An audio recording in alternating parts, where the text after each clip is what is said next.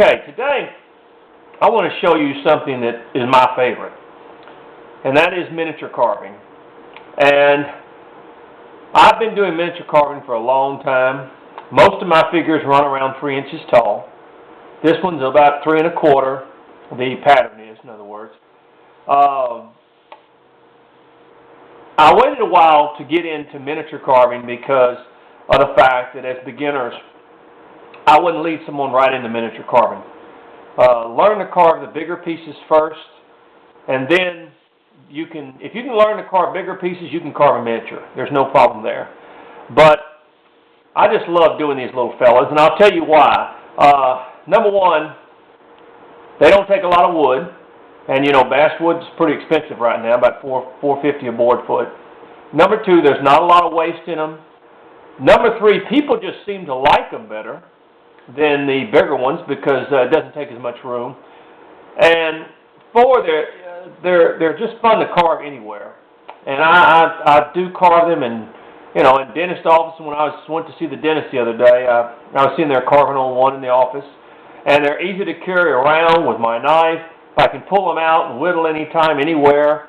I take them on trips where I don't have to store into a large container. In fact, let me show you this. I carry this around all the time. This is a fishing box that you open it up, and I've got my few tools in here, and I keep my blanks in here, and I carry that around when I go somewhere, or when I go.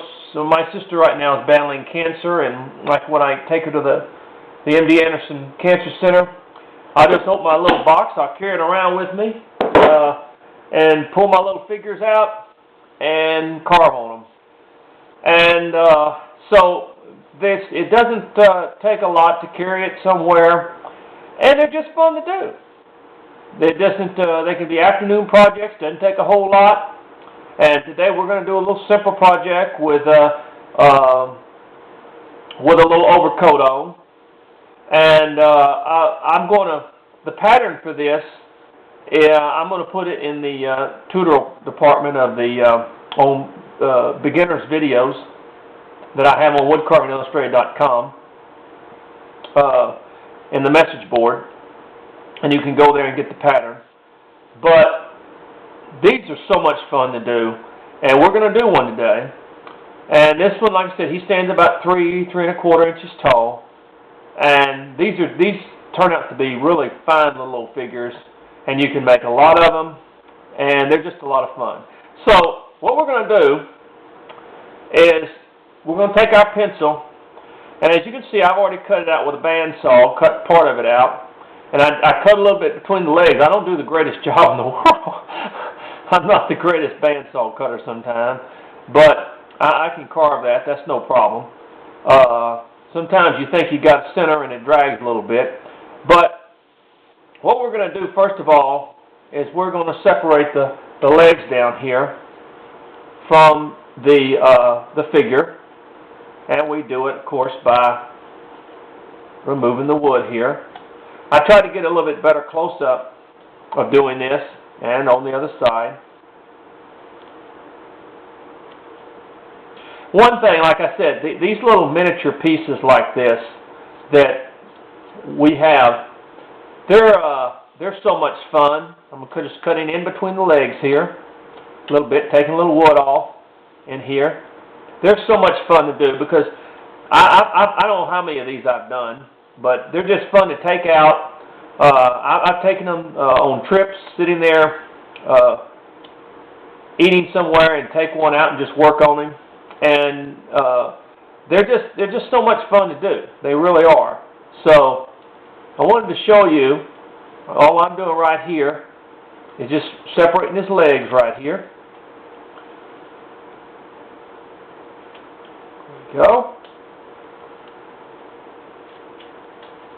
Now, I'm going to kind of start rounding him off a little bit.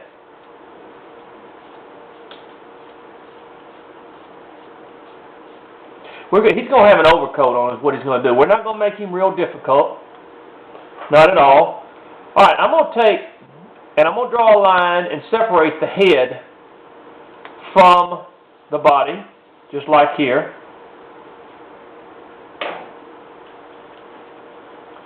And I'm going to start taking some wood off around the head.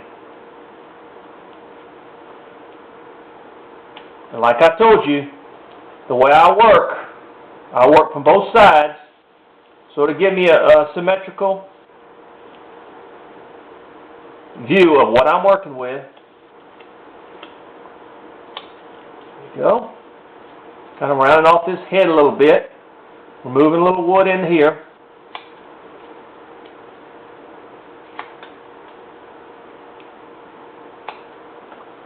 And that's what I say. These don't take a long time. They're fun to do. And you can do them just about anywhere. You know, pulling out a large 12-inch figure or 8 or 9-inch figure, it's kind of hard to do. And you can, I mean, when I go on vacation, I can put a dozen of these things in my little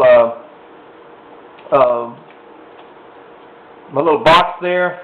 Take them anywhere, and that's what I say. See, what I'm doing, I'm just starting to separate this head from this body. Now, someone had asked me, would you do one showing how to turn the head? Yeah, we're going to do that. But for beginners right now, we'll just stay with the head straight ahead. But a lot of times what I'll do when I turn a head is I'll carve the head separate with the neck, and then I'll when I put it in the body, in other words, it'll be done in two pieces. And I'm going to show you how to do that one time. How you carve separating the head from the body itself.